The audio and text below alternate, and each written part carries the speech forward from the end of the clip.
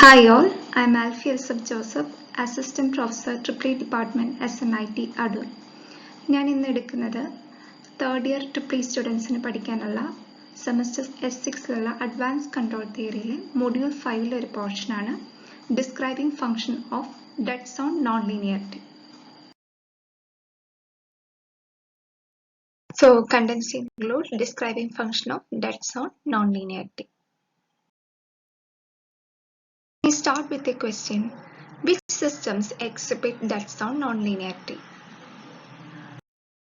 We know that describing function method is a method for analyzing non-linear systems. So today we will be concentrating on dead zone non-linearity. So ഇതിന്റെ dead zone non-linearity describing function നമുക്ക് derive ചെയ്യണം. So first dead zone non-linearity എന്താണെന്ന് മനസ്സിലാക്കാം.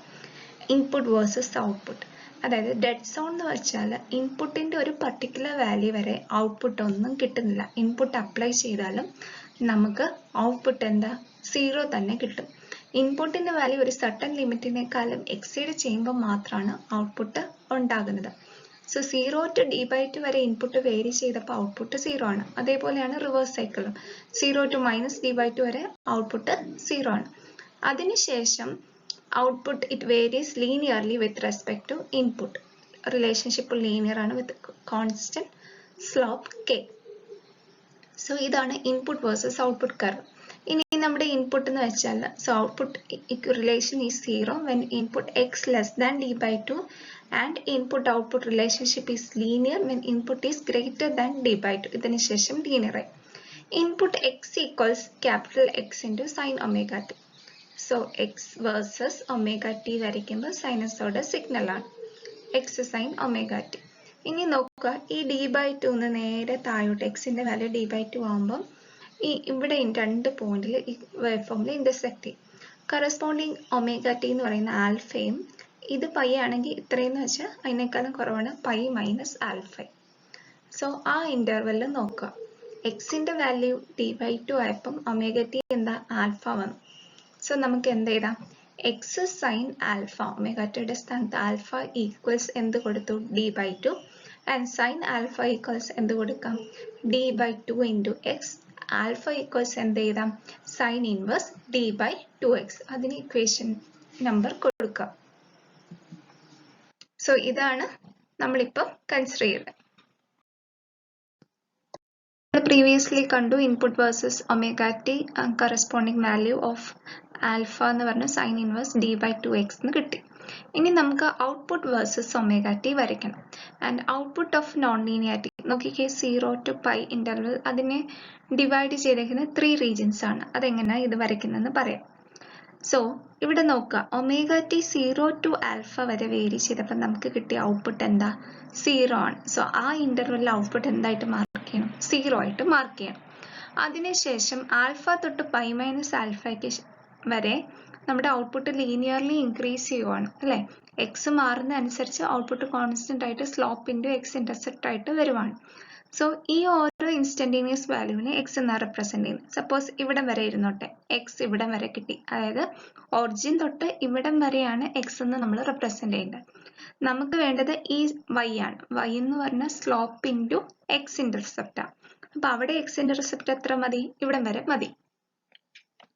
So ആ കേസിൽ നമ്മൾ എന്ത് ചെയ്തു ടോട്ടൽ എക്സ് അതിൽ നിന്ന് എന്ത് കുറയ്ക്കണം ഇവിടം വരെയുള്ള ഡിസ്റ്റൻസ് d/2. എക്സ് ഇവിടം വരെ എക്സ് മൈനസ് d/2 ചെയ്യുമ്പോൾ ആണ് എന്ത് നമുക്ക് ഇവിടുത്തെ കോർഡിനേറ്റ് കിട്ടുന്നത്. ദെർഫോർ y എന്ന് പറഞ്ഞാൽ എന്തോ ടാൻ തീറ്റ എന്ന് പറഞ്ഞാൽ സ്ലോപ്പ് ആണ്. സോ സ്ലോപ്പ് ഇൻറ്റു ഈ ഡിസ്റ്റൻസ് എക്സ് അതായത് 0 to omega T less than or equal to alpha വൈയുടെ വാല്യൂ 0. ഇനി for omega t alpha less than ഒരു omega T less than or equal to pi minus alpha എന്ന് പറഞ്ഞാൽ ഈ range ആണ്. So അവിടെ ഔട്ട്പുട്ട് y എന്ന് വെച്ചാൽ എന്തുവാ k into X minus d/2. അതാണ് ഇങ്ങനെ വന്നത്. എക്സ് സൈനസോഡൽ ആയിട്ടും അത് സൈനസോഡൽ ആയിട്ട് വരും. ഇനി പൈ മൈനസ് ആൽഫ തൊട്ട് പൈ വരെ എന്താ ഔട്ട്പുട്ട് വീണ്ടും 0 ആണ്. സോ അതാണ് ഇത് എഴുതിയിരിക്കുന്നത് 0 pi minus alpha less than or equal to omega T less than or equal to pi. So ഈ ഇന്റർവെല്ലിൽ തന്നെ ഔട്ട്പുട്ടിന് 3 റീജിയൻസ് ആണ് ഉള്ളത്. റിവേഴ്സ് സൈക്കിളിൽ അത് തന്നെ പൈ തൊട്ട് പൈ പ്ലസ് ആൽഫ വരെ 0 ആണ്. പൈ പ്ലസ് ആൽഫ തൊട്ട് 2π മൈനസ് ആൽഫ വരെ വീണ്ടും ഇതിന്റെ ജസ്റ്റ് മിറർ ഇമേജ് വരും. പിന്നെ 2π മൈനസ് ആൽഫ തൊട്ട് 2π വരെ 0. സോ ഇത് വരയ്ക്കുന്നതെന്നാണ് ഇത് എഴുതി വെക്കുന്നത്. y versus omega T. ഈ ഒമേഗ ടി ഇവിടുത്തെ വൈയുടെ വാല്യൂ നോക്കിയാൽ മതി. അങ്ങനെയാണ് ഇത് വരയ്ക്കുന്നത്. നമ്മൾ ഓൾറെഡി കണ്ടതാണ് ഡിസ്ക്രൈബിംഗ് ഫംഗ്ഷനെ നമുക്ക് y1 by x ആംഗിൾ φ1 എഴുതാം. സോ y1 എന്ന് പറഞ്ഞാൽ നമുക്ക് എഴുതാം it is the amplitude of the fundamental harmonic component of output and φ1 എന്ന് പറഞ്ഞാൽ it is the phase shift of fundamental harmonic component of output with respect to input എന്ന് എഴുതാം. y1 ഉം φ1 ഉം അറിയാമെങ്കിൽ ഡിസ്ക്രൈബിംഗ് ഫംഗ്ഷന്റെ ഇക്വേഷൻ എന്താ? It will be kn of function of x comma omega equals y1 by x angle φ1 എന്ന് നമുക്ക് എഴുതാം. Therefore kn of x comma omega equals y1 by x angle φ1 എന്ന് കിട്ടി. We know that y1 എന്ന് പറഞ്ഞാൽ എന്തായിരുന്നു? root of a1 square b plus b1 square ഉം φ1 എന്ന് പറഞ്ഞാൽ tan inverse b1 by a1. So we can write it down. നമുക്ക് ഈ ഔട്ട്പുട്ട് വേവ് ഫോം നോക്കുമ്പോൾ 0 to π തന്നെ കിട്ടിയത് തന്നെയാണ്. π to 2π ജസ്റ്റ് സിമെട്രിക്കൽ ആണ്, മിറർ ഇമേജ് പോലെ. അതേപോലെ 0 to π/2 വരെ വരുന്നത് തന്നെയാണ് π/2 തൊട്ട് π വരെ. അപ്പൊ അതിന് ക്വാർട്ടർ വേവ് സിമെട്രി ഉണ്ട്. 0 to π വരെ സെയിം ആയതുകൊണ്ട് π to 2π വരെ സെയിം ആയതുകൊണ്ട് ഹാഫ് വേവ് സിമെട്രി. 0 to π/2 നോക്കുക, π/2 വെച്ച് നോക്കുകയാണെങ്കിൽ അതിന് ക്വാർട്ടർ വേവ് സിമെട്രി ഉണ്ട്. അപ്പൊ നമ്മുടെ b1 എന്ന് പറയുന്ന ടേം 0യും a1 മാത്രമേ ഉണ്ടാകത്തുള്ളൂ.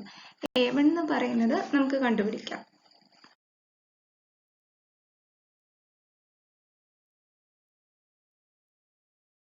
Therefore a1 equals 2/t integral 0 to t y sin omega t d omega t. Time period t എന്ന് പറഞ്ഞാൽ എന്താ? ക്വാർട്ടർ വേവ് സിമെട്രി ആണ്. സോ t equals π/2 കൊടുക്കണം. Therefore, we get a1 equals 2 π/2 integral 0 to π/2 y sin omega t d omega t. ഇനി നോക്കിക്കേ, നമ്മുടെ interval 0 to π/2 വൈയുടെ value same ആണോ? അല്ല. 0 to ആൽഫ വരെ വൈയുടെ വാല്യൂ 0യും ആൽഫ തൊട്ട് π/2 വരെ വൈയുടെ value k into x minus d/2 എന്ന് വരും. സോ നമുക്ക് അതുകൊണ്ട് റീപ്ലേസ് ചെയ്യാം. ഈ ഇന്റർവെലിനെ നമ്മൾ സ്പ്ലിറ്റ് ചെയ്ത് എഴുതാൻ പോവാണ് അടുത്തത്. We get a1 equals 4/π 0 to alpha interval y value 0 and നമ്മൾ കൺസിഡർ ചെയ്യുന്നില്ല. We consider the interval alpha to π/2. Value of y is k into x minus d/2. നമ്മൾ already കണ്ടുപിടിച്ചതാണ്. So k into x minus d/2 into sin omega t d omega t equation number 4. Previously നമുക്ക് കിട്ടി a1 equals 4/π integral alpha to π/2 k into x minus d/2 into sin omega t d omega t. നമ്മൾ എക്സിന് പകരം നമുക്കറിയാം x equal to x sin omega t. അത് ഈ ഇക്വേഷനകത്ത് ഇട്ട് കൊടുക്കുക. അപ്പം നമുക്ക് എഴുതാം k കോൺസ്റ്റന്റ് ആണ്. kനെ നമുക്ക് കോമൺ എടുത്ത് എഴുതുമ്പോൾ a1 equals 4k/π integral alpha to π/2 x-ന് പകരം x sin omega t minus d omega t sin omega t d omega t എന്ന് എഴുതാം. So a1 equals 4k/π integral alpha to π/2 x sin omega t. നമ്മൾ ഇന്റഗ്രലിനെ open ചെയ്യുന്നു. Integral of x sin omega t ഈ sin omega t കൂടെ multiply ചെയ്യുമ്പോൾ integral of alpha to π/2 x sin square omega t minus 4k/π d/2 integral alpha to π/2 sin omega t d omega t എന്ന് എഴുതാം. So നോക്കിക്കേ, നമുക്ക് integral of sine square അറിയത്തില്ല. അപ്പൊ sign സ്ക്വയറിനെ നമുക്ക് അറിയാവുന്ന ഒരു ഐഡന്റിറ്റിയുടെ രൂപത്തിൽ എഴുതാം. സൈൻ സ്ക്വയർ എന്ന് പറഞ്ഞാൽ എങ്ങനെ എഴുതാം? 1 മൈനസ് കോസ് 2 ഒമേഗ ടി എന്ന് എഴുതാം. സൈൻ ഒമേഗ ടിക്ക് കുഴപ്പമൊന്നുമില്ല. We know that integral sine omega T is cos omega T അല്ല മൈനസ് കോസ് ഒമേഗ ടി എന്ന് അറിയാം. So rewriting the sin square omega t as 1 minus cos 2 omega t. നമ്മൾ limits apply ചെയ്യുമ്പോൾ എന്തോരും 4k/π constant വെളിയിൽ എഴുതാം. x/2 integral of 1 d omega t എന്താണ് omega t minus integral of cos 2 omega ടിക്ക് എന്ത് എഴുതാം? കോസ് 2 ഒമേഗ ടി എന്ന് പറയുമ്പോൾ sin 2 ഒമേഗ ടി ബൈ 2 വരും. Then putting the limits minus d/2 integral of sin omega t എന്തായിട്ട് എഴുതാം? minus cos omega t. Then applying the limits. We are applying limits. ഇപ്പം ആൽഫയും pi by two limits നമ്മൾ apply ചെയ്യുമ്പോൾ നമുക്ക് എന്താ കിട്ടുന്നതെന്ന് വെച്ചാൽ ഒമേഗ ടിയുടെ സ്ഥാനത്തെല്ലാം എന്തായിട്ട് വരും, പൈ ബൈ ടു ആണ് higher limit, upper limit, lower limit alpha. So നമ്മൾ ലിമിറ്റ്സ് അപ്ലൈ ചെയ്യുവാണ് ഇൻ്റഗ്രലിൻ്റെ. We get 4k by pi into x by 2 into pi by 2 minus sin pi by 2 minus lower limit apply ചെയ്യുന്നു alpha plus minus minus plus I sin 2 alpha by 2 minus d by 2 minus cos omega t ആണ് higher limit apply ചെയ്തു minus cos pi by 2 minus of minus plus I cos alpha lower limit apply ചെയ്തു. Equation 2, that is sin alpha equals d by 2x, d equals 2 into sin alpha into x എന്ന് കൊടുക്കാം. So from equation 2 we are replacing d in terms of sin alpha. Substituting d equals 2x sin alpha in equation number 5. So put 6 in equation 5. We get 4a1 equals 4k by pi into x by 2 into pi by 2 minus alpha plus sin 2 alpha minus d ക്ക് വരെ എന്തിട്ട് കൊടുക്കാം 2x sin alpha all divide by 2 ഉണ്ട് 2 2 cancel ആയി പോയിട്ട് minus x into sin 2 alpha ക്ക് വരെ എന്തിട്ട് കൊടുക്കാം sin alpha cos alpha that equals x നെ കോമൺ ആയിട്ട് എഴുതി 4kx by pi into 1 by 2 into pi by 2 എന്ത് വരും 1 by 2 നെ multiplying to inside the bracket. So pi by 4 minus alpha into 1 by 2 എന്താവും alpha by 4 plus sin 2 alpha ക്ക് വരെ എന്തിട്ട് കൊടുക്കാം 2 sin alpha cos alpha divided by 1 by 2 into 2 എത്ര വന്നു by 4 minus x already common എടുത്ത് എന്ത് എഴുതാം sin alpha cos alpha. Previously ഇതിനെ simplify ചെയ്തപ്പോൾ നമുക്ക് എന്താ കിട്ടുന്നത് 4kx by pi into pi by 4 minus alpha by 2 2 sin alpha cos alpha by 4 ഉണ്ട് minus sin alpha cos alpha അത് എന്തായിട്ട് മാറി 1 by 2 sin alpha cos alpha minus 1 by 2 sin alpha cos alpha. So that equals 4k kx നെ മാത്രം common എടുത്തിട്ട് 4 by pi നെ multiplying towards the inside of the bracket. So 4 by pi into pi by 4 minus 4 by pi into 1 by 2 into alpha plus sin alpha cos alpha എന്ന് കിട്ടും. അതിനെ ഒന്നുകൂടെ simplify ചെയ്യാം പൈയും പോയി 4 by pi pi by 4 cancel ആയി പോയി 1 വരും 4 by pi 1 by 2 cancel ആകുമ്പോൾ 2 by pi വരും. So we can write it as kx into 1 minus 2 by pi into alpha plus sin alpha cos alpha. നമുക്ക് a1 കിട്ടി kx into 1 minus 2 by pi into alpha plus sin alpha cos alpha എന്ന് കിട്ടി. a1 കിട്ടിയെങ്കിൽ y1 നമുക്കറിയാലോ root of a1 square plus b1 square 0 ആണ് b1 0 ആണ് therefore y1 equals root of a1 square എന്ത് കിട്ടും a1 എന്ന് എഴുതാം. Finally phi1 can be written as tan inverse of b1 by a1 b1 0 ആണ് so tan inverse 0 എന്ന് പറഞ്ഞാൽ 0 കിട്ടും. We can write it as phi1 as so describing function can be written as kn of x comma omega equals y1 by x angle phi1 0 എന്ന് കിട്ടി. So substituting we get substituting value of y1 from equation 8 and 9 in equation 10 we get describing function for dead zone nonlinearity as so describing function is given by for dead zone nonlinearity is given by kn of x comma omega equals k into 1 minus 2 by pi into alpha plus sin alpha cos alpha angle 0 degree. ഇതാണ് finally നമ്മുടെ describing function equation. അപ്പോൾ ഇത് by heart ഈ derivation പഠിക്കണം നന്നായിട്ട് അറിയണം. Saturation dead zone almost same പ്രൊസീജിയറാണ് നിങ്ങൾ ചെയ്ത് തന്നെ പഠിക്കണം. യൂണിവേഴ്സിറ്റി എക്സാമിന് ഓൾട്ടർനേറ്റ് ആയിട്ട് എല്ലാ കൊല്ലം അങ്ങോട്ടും ഇങ്ങോട്ടും മാറി ചോദിക്കുന്നതാണ് കേട്ടോ. അതേപോലെ പ്രോബ്ലം ചെയ്യാൻ ഈ ഡിസ്ക്രൈബിംഗ് ഫംഗ്ഷന്റെ ഫൈനൽ ഇക്വേഷൻ കാണാതെ അറിഞ്ഞിരിക്കണം. അതായത് നോൺ ലീനിയാരിറ്റിയുടെ ഡിസ്ക്രൈബിംഗ് ഫംഗ്ഷന്റെ ഇക്വേഷൻ. ഇനി നമുക്ക് എക്സിന്റെ ടേംസിൽ എക്സിന് രണ്ട് ഇന്റർവെൽ ഉണ്ട് 0 to d/2 greater than d/2. അത് വെച്ചിട്ട് ഡിസ്ക്രൈബിംഗ് ഫംഗ്ഷൻ എങ്ങനെ വരും നോക്കാം.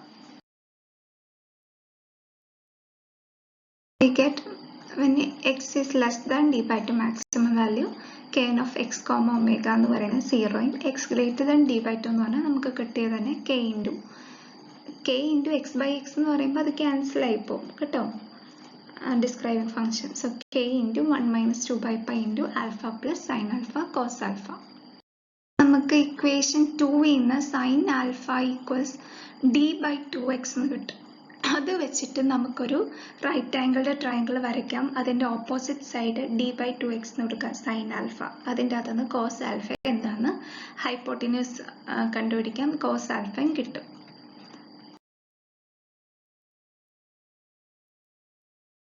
From this graph we can get cos alpha equals root of 1 minus d by 2x whole square. Right triangle ആണ്, ഹൈപ്പോട്ടിന്യൂസ് ഉണ്ട്, അഡ്ജസ്റ്റന്റ് സൈഡ് ഉണ്ട്, ഓപ്പോസിറ്റ് സൈഡ് അറിയാം. അതിൻ്റെ അകത്തുനിന്ന് cos alpha equals root of 1 minus d by 2x the whole square എന്ന് കിട്ടും. We will substitute the value of alpha, sin alpha, cos alpha and we will get the describing function. അപ്പോൾ ഇത് mainly നമുക്ക് problem oriented ആയിട്ടാണ്, അതായത് in terms of എക്സും ഡിയും നമുക്ക് കിട്ടാൻ വേണ്ടിയാണ് നമ്മൾ ഈ കൺവേർഷൻ അല്ലെങ്കിൽ ഈ റിലേഷൻസ് കണ്ടുപിടിച്ചത്. Finally, we get describing function in terms of d and x. Scan of x comma omega equals k into 1 minus 2 by pi into sin inverse d by 2x plus d by 2x into root of 1 minus d by 2x the whole square. For x greater than d by 2 ആണ് ഈ condition, x less than d by 2 ആയിരുന്നെങ്കിൽ describing function 0 ആയിരിക്കും. So ഈ equations എല്ലാം നമുക്ക് എപ്പോഴും മെമ്മറിയിൽ ഉണ്ടായിരിക്കുന്ന ഓരോ നോൺ ലീനിയാരിറ്റിയും അതിൻ്റെ ഡിസ്ക്രൈബിംഗ് ഫംഗ്ഷൻ ഇക്വേഷൻ അതിൻ്റെ കുറച്ചുകൂടെ സിംപ്ലിഫൈഡ് അല്ലെങ്കിൽ in terms of X and D ഈ ഇക്വേഷൻസ് ഒക്കെ ഫെമിലിയർ ആയിരിക്കണം. So today in this section we learned how to derive the describing function of dead zone nonlinearity, and it is obtained as kn of x comma omega equals k into 1 minus 2 by pi into alpha plus sin alpha cos alpha, and its phase shift is 0 degree. And if x is less than d by 2 maximum value, then describing function for dead zone nonlinearity will be 0. Initially ഞാനൊരു question ചോദിച്ചായിരുന്നു അല്ലേ, ഏത് സിസ്റ്റമാണ് dead zone nonlinearity? നമ്മൾ പഠിച്ച diode നമുക്കറിയാം, diode forward biased ആണെങ്കിൽ ഒരു പർട്ടിക്കുലർ വോൾട്ടേജ് എക്സീഡ് ആണ് അല്ലേ, ഫോർവേഡ് ബയാസ് വോൾട്ടേജ്, എങ്കിൽ മാത്രമേ അത് കണ്ടക്ട് ചെയ്യത്തുള്ളൂ. So diode is A non linear device that exhibit dead zone nonlinearity. University questions from this section include describing function for dead zone nonlinearity and obtain the describing function for saturation nonlinearity. So ഈ question ഓരോ year അങ്ങോട്ടും ഇങ്ങോട്ടും മാറി മാറി derivation ചോദിക്കാറുണ്ട്. So that's all for today's session. Thank you.